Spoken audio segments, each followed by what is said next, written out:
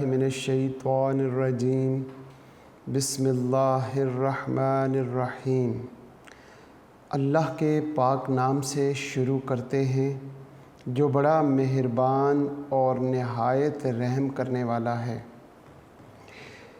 Unique group of institution की तरफ से ये ऑनलाइन लेक्चर्स अज़ीज़ तुलबा व तालिबात आपकी तालीम और तरबियत के लिए आप तक प्रोवाइड किए जा रहे हैं और मैं हूँ प्रोफेसर राजा वाजिद अली।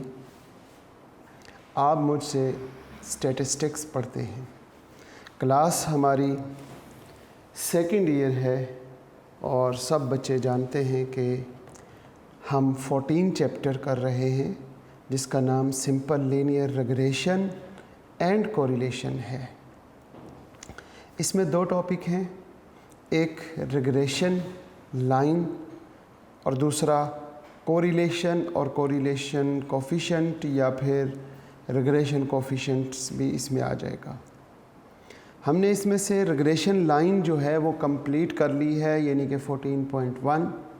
14.2 जो हम कर रहे हैं इसमें कोरिलेशन कोफिशिएंट और रिग्रेशन कोफिशिएंट और रिग्रेशन लाइन भी इसमें शामिल हो जाती है।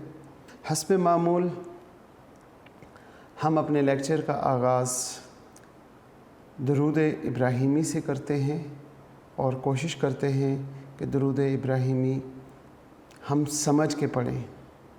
हम जो लफ्ज़ अदा करें हमें पता चले कि हम क्या पढ़ रहे हैं। दुरूद एक ऐसा ज़िक्र है, एक ऐसी इबादत है जो खुदा ख़ुद करता है।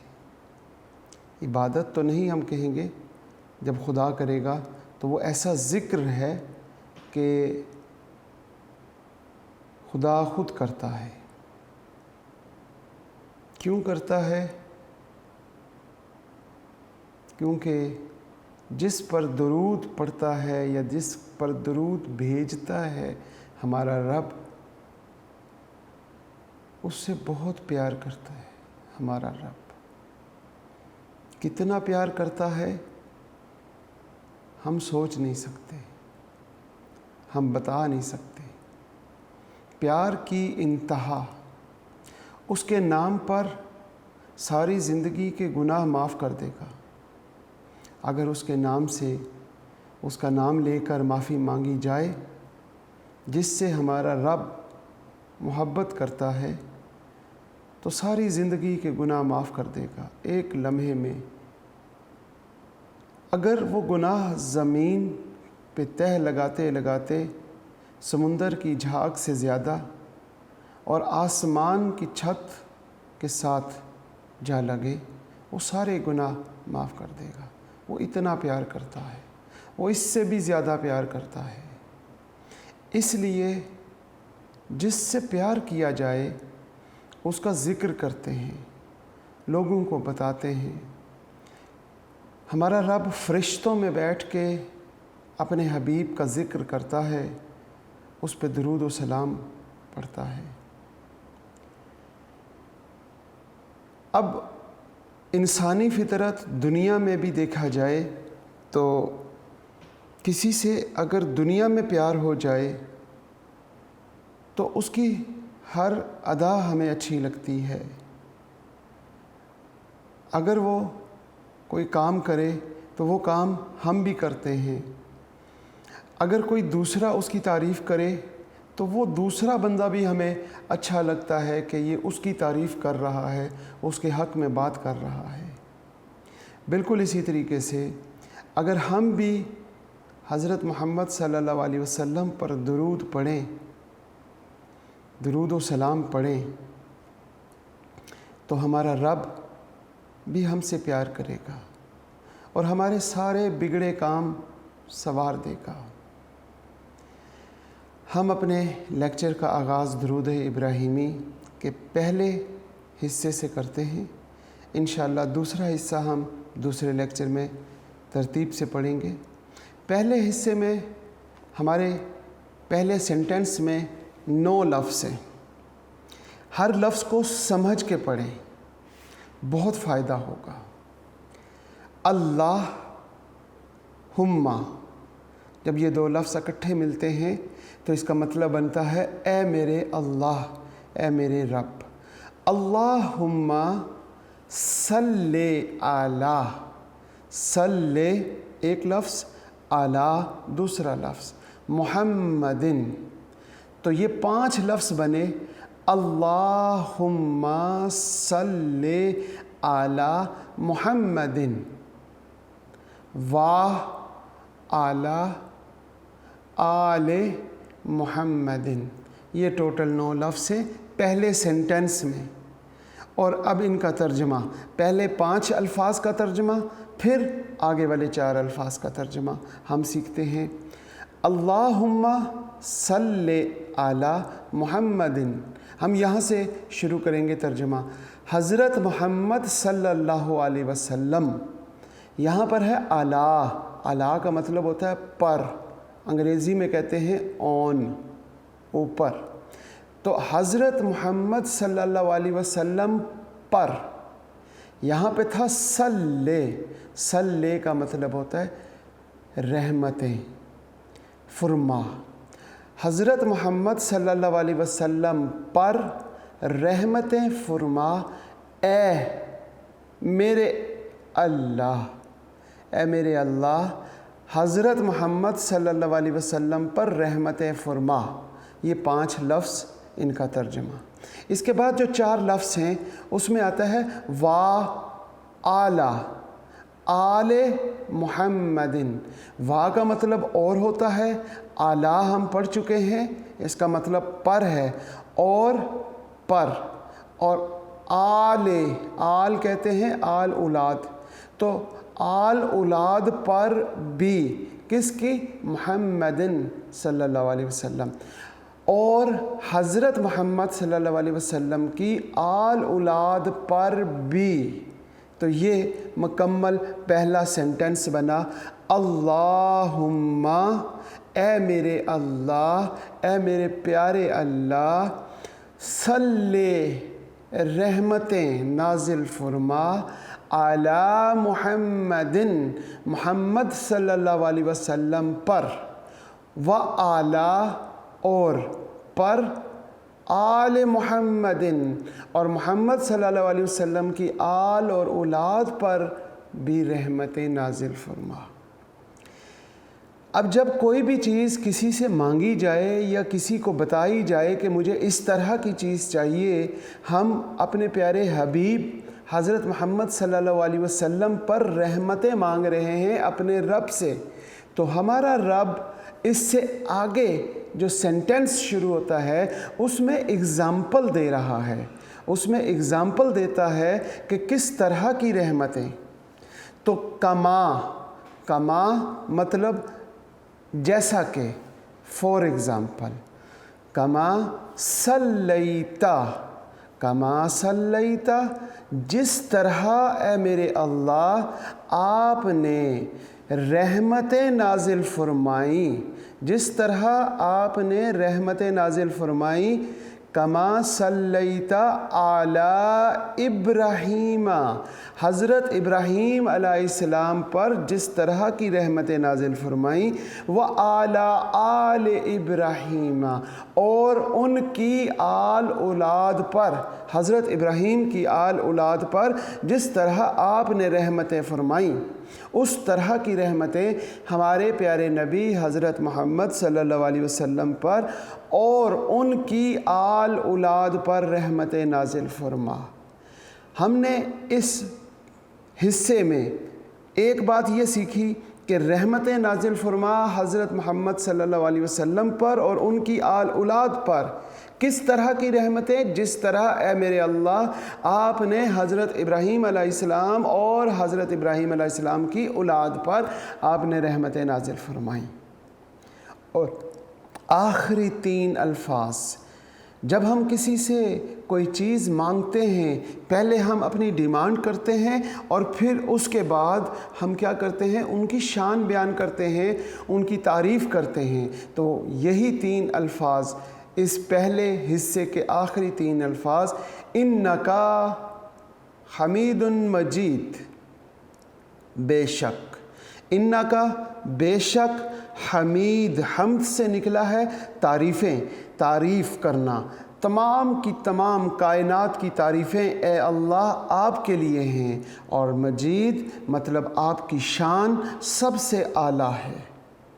तो ये दुरूद इब्राहीमी जो हम नमाज में भी पढ़ते हैं और जिसका हमें हमारे रब ने तरीक़ा सिखाया, हर नमाज में दूसरी रकात में बड़े अदब व एहतराम के साथ अत्तहियात की शक्ल में सिमट के बैठ जाना और बैठ के अपने प्यारे हबीब पे हमसे दुरूद पढ़ाना नमाज में, इस कदर मोहब्बत करता है अपने हबीब से। हमें भी चाहिए कि हम भी अपने दिल को प्यारे नबी हज़रत मोहम्मद सल्लल्लाहु अलैहि वसल्लम के मोहब्बत से पुरनूर करें, और जब हमारा दिल पुरनूर हो जाएगा प्यारे आका की मोहब्बत से, तो फिर ये सारी कायनात हमारे ताबे हो जाएगी।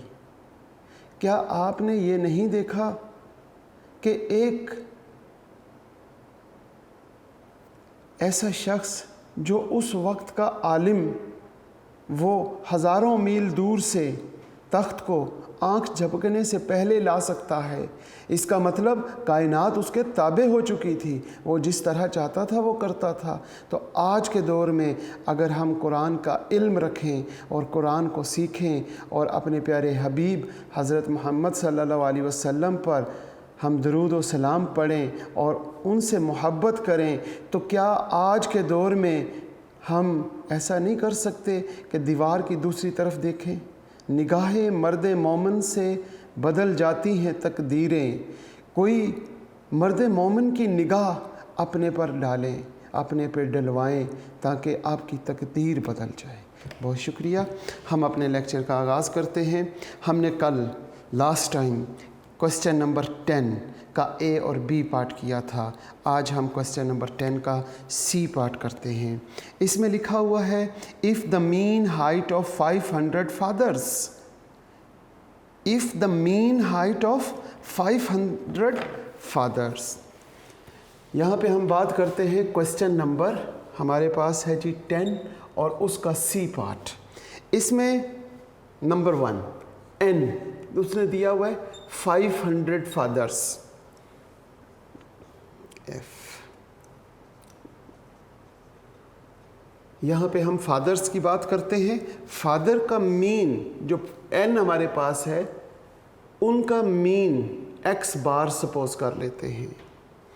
मीन कितना है हमारे पास? 68.65। इसके बाद विद स्टैंडर्ड डेविएशन, और इसका स्टैंडर्ड डेविएशन उसने कितना दिया हुआ है? स्टैंडर्ड डेविएशन ऑफ x वो हमारे पास है 2.8 and the mean height of their youngest son. अब यहाँ पे बात करते हैं किसकी? सन। इसको हम y से डिनोट कर लेते हैं। तो सन जो है उनका मीन कितना है? 69.65 और standard deviation of y, standard deviation of y क्या है? यानी कि जो सन है उनका मीन 2.85। आगे कहता है and the correlation coefficient between them, यानी x और y के दरमियान जो कोरिलेशन कोफिशिएंट है वो हमारे पास है 0.52। ठीक होगी बात यहाँ तक। Obtain the two equation of the lines of regression in the simplest form. अब हमने क्या करना है? यहाँ पे दो इक्वेशंस मालूम करनी है, रिग्रेशन इक्वेशन। और रिग्रेशन इक्वेशंस कौन सी होती हैं? रिग्रेशन इक्वेशंस हमारे पास y ऑन x और x ऑन y, दो तरह की रिग्रेशन इक्वेशंस हमने मालूम करनी है। हमारे पास 2 टाइप्स हैं, एक y ऑन x और दूसरी टाइप हमारे पास है x ऑन y। अगर हम बात करते हैं y ऑन x की, तो y ऑन x जो हमारे पास इक्वेशन है वो क्या बनेगी? y is equal to a y on x plus b y on x और x। जब ये इक्वेशन में a और b की वैल्यूज़ आ जाती हैं तो हम y हेड लिख लेते हैं। यहाँ पे इक्वेशन होगी x head is equal to a y on x plus b y on x और यहाँ पे y। अब हम करते क्या हैं कि सबसे पहले इक्वेशन लिखते हैं। इक्वेशन के बाद यहाँ पे जो दो कांस्टेंट हैं उन दोनों कांस्टेंट की वैल्यूज़ मालूम करेंगे। एक कांस्टेंट ये है और दूसरा कांस्टेंट ये है। सबसे पहले हम लिखेंगे b y on x according to given data. हम फार्मूला सोचेंगे कि यहाँ पे b y ऑन x का फार्मूला क्या लगाएं। तो b y on x is equal to यहाँ पे r standard deviation of y over standard deviation of x। Simple formula है। अब इसमें हम वैल्यूज़ पुट कर देते हैं। r की वैल्यू है 0.52 और इसके साथ स्टैंडर्ड डेविएशन ऑफ y, ये स्टैंडर्ड डेविएशन ऑफ y है 2.85 और डिवाइडिंग बाय 2.80। मेरा ख्याल है कि अगर मैंने गलत नहीं लिखा तो यही वैल्यूज़ है 2.85 और ओवर 2.80। जब हमने इसको डिवाइड किया तो डिवाइड करते हुए अगर गौर करें तो b y on x is equal to 0.52 तो हम वैसे ही लिख लेंगे और इसको जब हम डिवाइड करेंगे तो 1.0178 ये हमारे पास वैल्यू आ गई। 178 आगे 5 है। अब हम क्या करेंगे? b y on x is equal to, इन दोनों को आपस में मल्टीप्लाई करेंगे तो हमारे पास आंसर आ जाएगा 0.53। ये हमारे पास b की वैल्यू आ गई। अब हम बात करते हैं a की। a y ऑन x, इसके वैसे दो फार्मूले हैं। ज़्यादातर हम ये यूज़ करते हैं y बार, y पहले है तो पहले लिखते हैं y bar minus b y on x और साथ लिखेंगे x बार। अब हम बात करते हैं y बार और x बार। y बार हमारे पास ये मौजूद है, x बार ये है और b y ऑन x की वैल्यू ये फाइंड की है। हम वैल्यूज़ पुट कर देते हैं। y बार कितनी है? 69.65 minus b y on x 0.53 और इनटू x बार 68.65।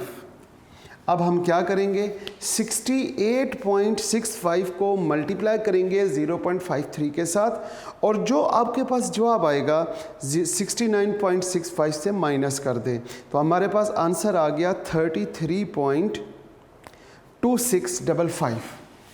33.2655 ये हमारे पास क्या हुआ? a y ऑन x आ गया।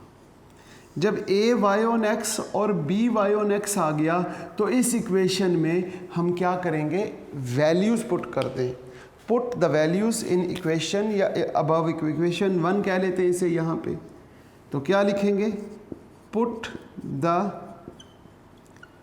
Value of a y on x and b y on x in equation 1। Equation 1 जो है वो क्या है? सबसे पहले लिखेंगे y head is equal to, हम a की वैल्यू लिखेंगे 33.2655 और प्लस b की वैल्यू हमारे पास 0.53 और साथ ही x लिख देते हैं। तो ये इक्वेशन आ गई 1। अब दूसरी इक्वेशन मालूम करने के लिए हम इस सेम एज इट इज़ हम सॉल्व करेंगे। इसको हम इक्वेशन नंबर 2 कह लेते हैं और ये हमारे पास इक्वेशन 2 है।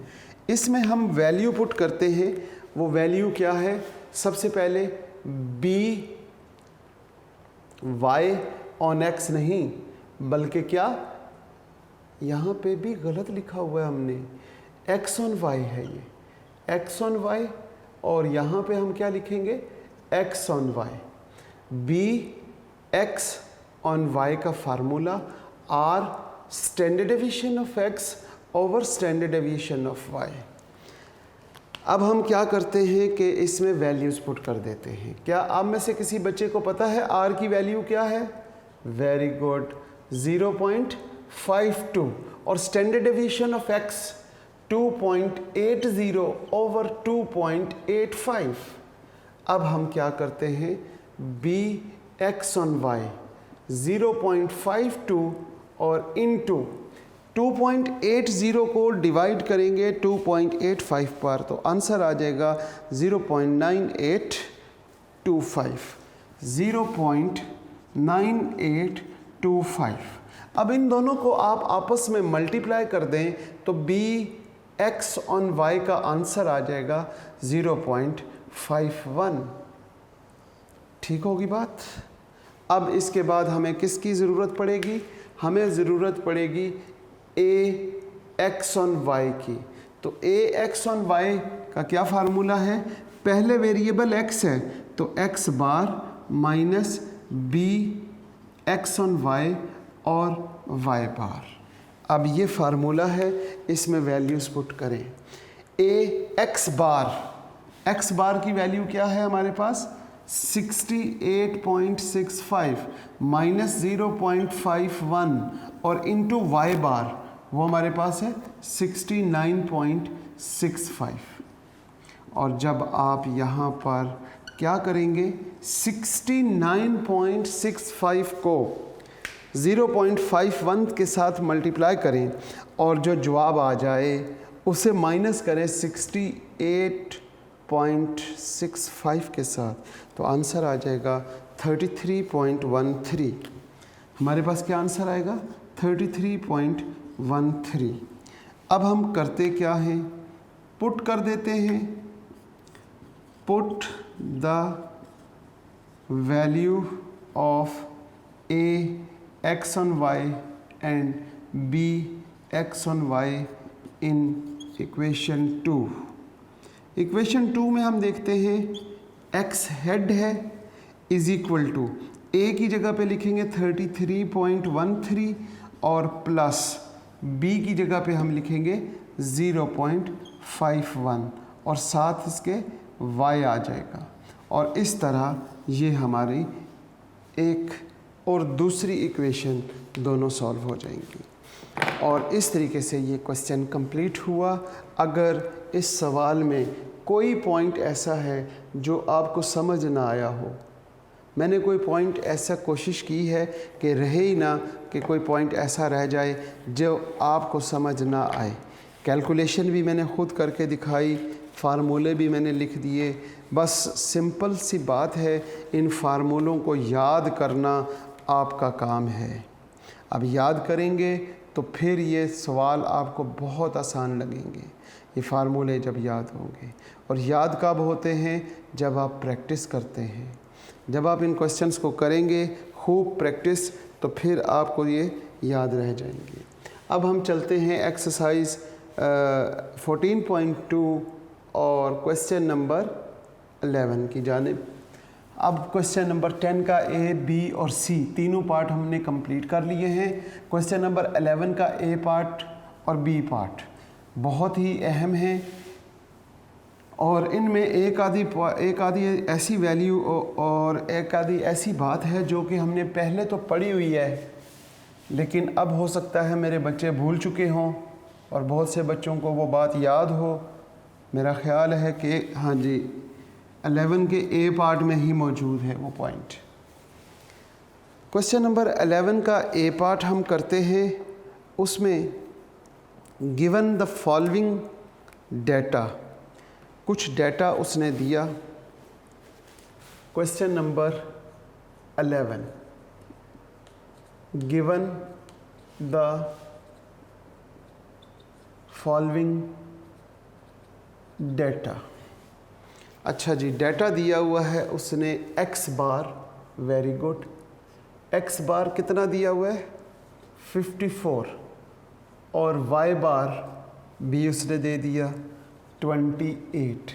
इसके साथ उसने b y ऑन x की वैल्यू दे दी -1.5 और इसके साथ b x ऑन y की वैल्यू भी दे दी -0.2। ये डाटा गिवन है। इसके बाद उसने कितनी बातें पूछी हुई हैं हम उसको देखते हैं और एक एक करके वो सारे पॉइंट्स निकालते हैं। नंबर 1 उसने कहा शो डैट, साबित करें क्या, the two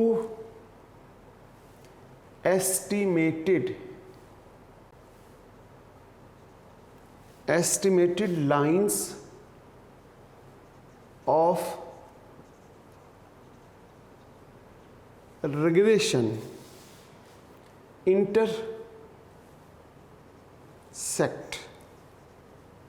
intersect at the point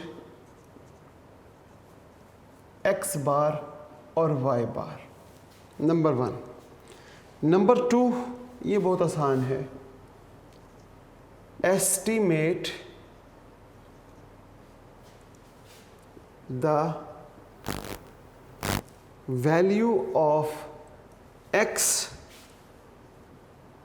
when y is equal to 30 and last point उसने पूछा हुआ है and the value of y when x is equal to 55। ये हमारे पास सवाल है जनाब। इस सवाल को आपने सॉल्व करना है। सवाल आपको मालूम है कि बहुत आसान है, उम्मीद करता हूँ। हम देखते हैं जनाब सॉल्यूशन में। सबसे पहले उसने 2 लाइंस ऑफ रिग्रेशन की बात की। तो पहले तो ये 2 जो लाइंस हैं, ये 2 रिग्रेशन लाइंस हैं, आप इनको फाइंड आउट करेंगे।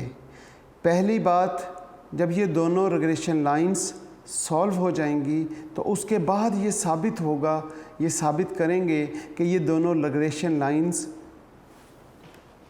इंटरसेक्ट करती हैं किस पॉइंट पे, x बार और y बार पे। 2 रिग्रेशन लाइंस कौन सी हैं बच्चों को मालूम है, एक y on x, y on x और दूसरी x ऑन y।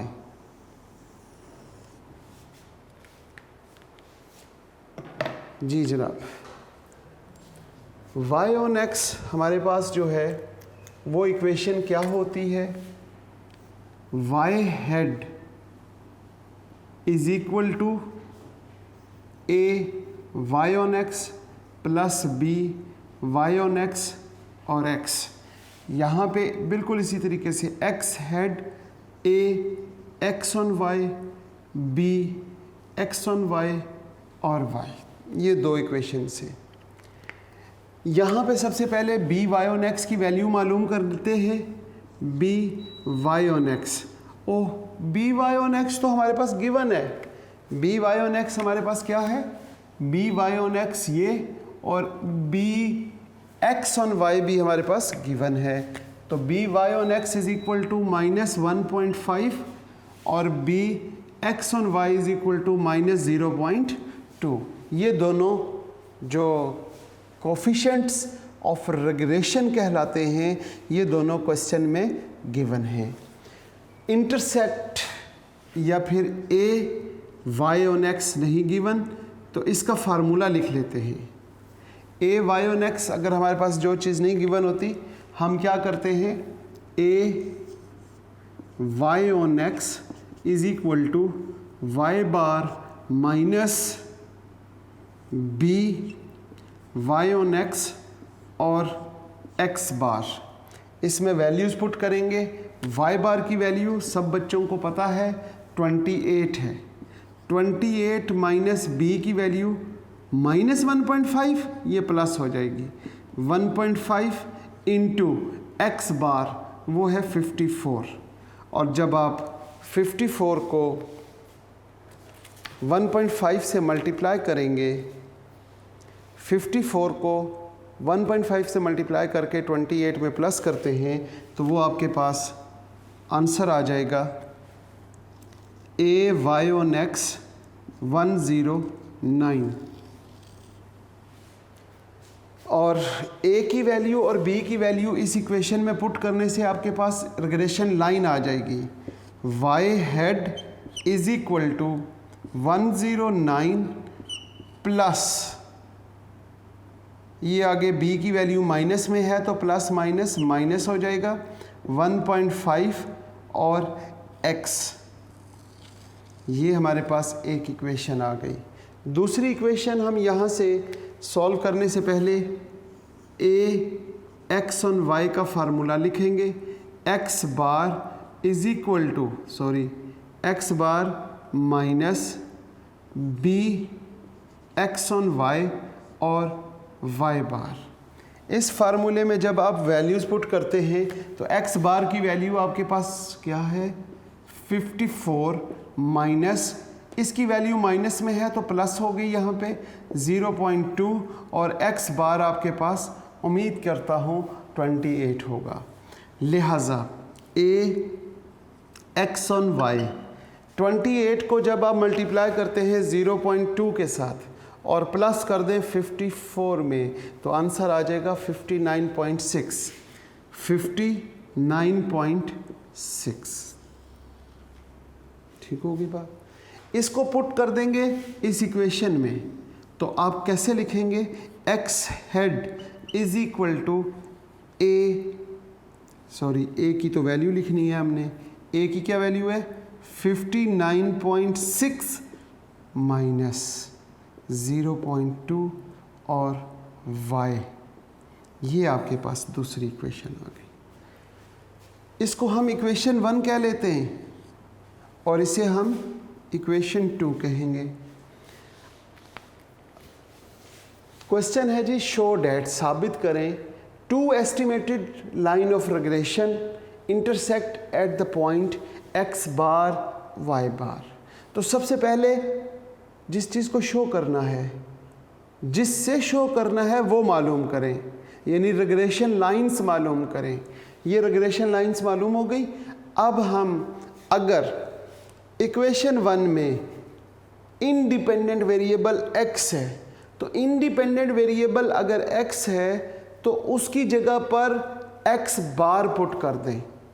तो जो डिपेंडेंट वेरिएबल है उसका आंसर अगर y बार आ जाए तो इसका मतलब है x बार और y बार जो है ये एक ऐसा पॉइंट है जहाँ से ये लाइन गुज़र रही है, थ्रू कर रही है। तो हम यहाँ पर एक काम करते हैं, put x is equal to x bar in equation 1। Equation 1 में x क्योंकि इंडिपेंडेंट वेरिएबल है तो इंडिपेंडेंट वेरिएबल की वजह से हम क्या करेंगे, x की जगह पे x बार पुट कर देते हैं। अगर हम यहाँ पे लिखें y head is equal to 109 minus 1.5 और यहाँ पे x बार, x की जगह पे x बार लिख दें, but x bar is equal to 54। फिर क्या करेंगे, y head is equal to 109 minus 1.5 into 54। y head is equal to 109 minus 54 into 1.5। 81 आ जाएगा आपके पास। और जब 81 आ गया तो y head is equal to 109 minus 81, तो वो आपके पास 28 आ गया। देन फिर क्या हुआ, Y head is equal to Y bar के बराबर हो गया। क्या वाई बार 28 है? बिल्कुल है। बिल्कुल इसी तरीके से आपने एक और काम करना है, और वो क्या है, उसमें आप लिखेंगे put y is equal to Y bar in equation 2। Equation 2 ये है, इसमें आपने y की जगह पे y बार पुट कर देना है। कैसे करेंगे, x head is equal to 59.6 minus 0.2 और y की जगह पे y bar, but y bar is equal to 28, so x head is equal to 59.6 minus 0.2 और यहाँ पे लिखेंगे 28। x head is equal to 59.6 minus 28 को मल्टीप्लाई करेंगे 0.2 के साथ, 0.2 के साथ, तो वो हमारे पास आ गया 55.6।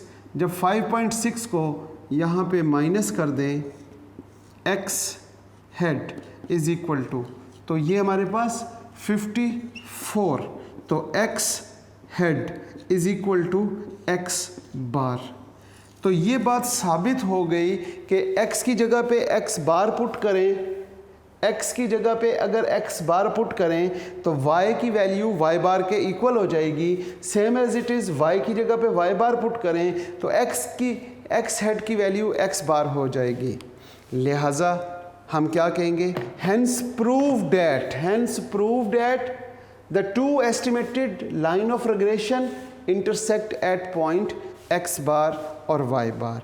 ये हमारा पहला पॉइंट था। इसका दूसरा और तीसरा पॉइंट आप बच्चे खुद कर लेंगे। इक्वेशन 1 में यहाँ पर यहाँ पे y की जगह पे 30 पुट करें तो x की वैल्यू आ जाएगी, और फिर इस इक्वेशन में x की जगह पे 55 पुट करने से y की वैल्यू एस्टिमेट हो जाएगी। इसके जो नेक्स्ट पार्ट्स हैं ये आप ख़ुद करेंगे। आज के लेक्चर का हम यहीं पे इख्तिताम करते हैं इस दुआ के साथ कि अज़ीज़ तलबा व तालिबात आप जहाँ पे रहें सदा खुश रहें, सलामत रहें, ईमान वाली ज़िंदगी और सेहत वाली ज़िंदगी अल्लाह पाक आपको अता करे।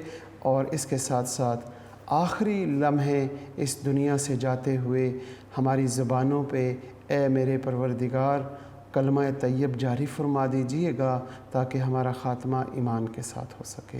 आमीन। अल्लाह हाफ़िज़।